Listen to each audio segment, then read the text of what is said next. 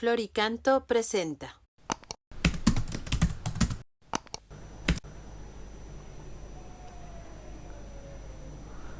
Número 112 del compendio del Catecismo. La pregunta es: ¿por qué es tan importante el misterio pascual de Jesús? Y responde: el misterio pascual de Jesús, que comprende su pasión, muerte, resurrección y glorificación, está en el centro de la fe cristiana, porque el designio salvador de Dios se ha cumplido de una vez por todas en la muerte redentora de su Hijo Jesucristo. Es decir, en el meollo, en el núcleo, en el corazón del cristianismo está la persona de Jesús, y en el corazón de Jesús está el misterio pascual, la Pascua de Jesús. El término Pascua hace referencia al paso. Y ha habido dos Pascuas en Jesús, ¿no? El paso de la encarnación, ese paso de la vida eterna a nosotros, y la segunda Pascua, el segundo paso de Jesús, es el paso de esta vida mortal entre nosotros a la vida eterna.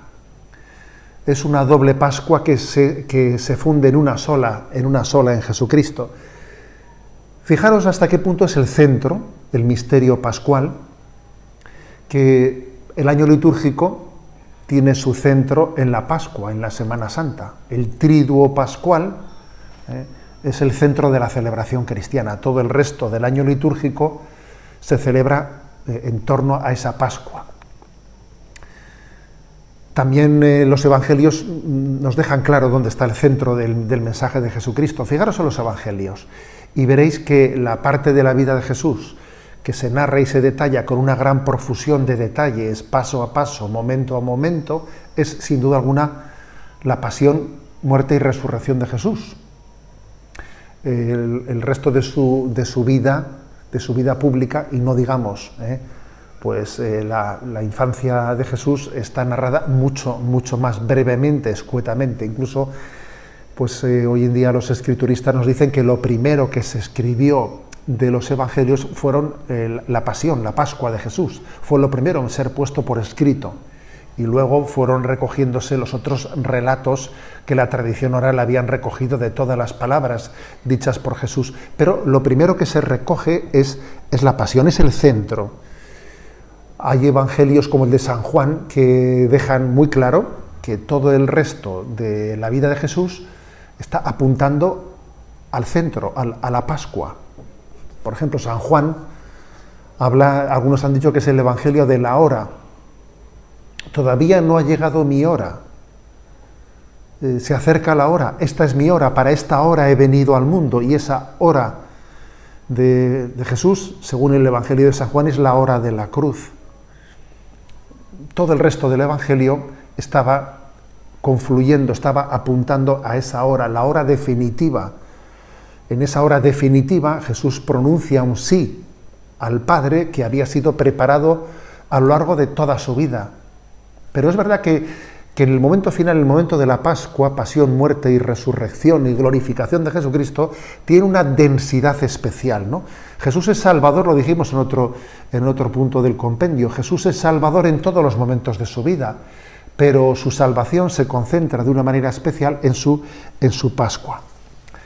Y luego, de hecho, posteriormente, ¿no?, a la Pascua de Jesús, los discípulos entendieron que todo se cumplía, todo alcanzaba su sentido desde la Pascua.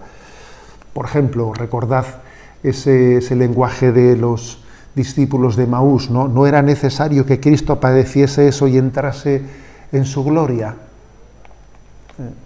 Entendieron ellos, ¿no?, a la luz de la Pascua, que todo había sido necesario para que finalmente, después de la pasión de Jesús, se cumpliese la promesa de la gloria. Por lo tanto, el centro del cristianismo es el misterio pascual, y dice este punto 112 que estamos comentando, que es la muerte redentora de su Hijo. Tendremos ocasión de profundizar en qué significa este misterio de la muerte redentora. Pero podíamos en este momento, de una manera muy escueta, decir que Jesús, asumiendo la muerte, la redime la muerte.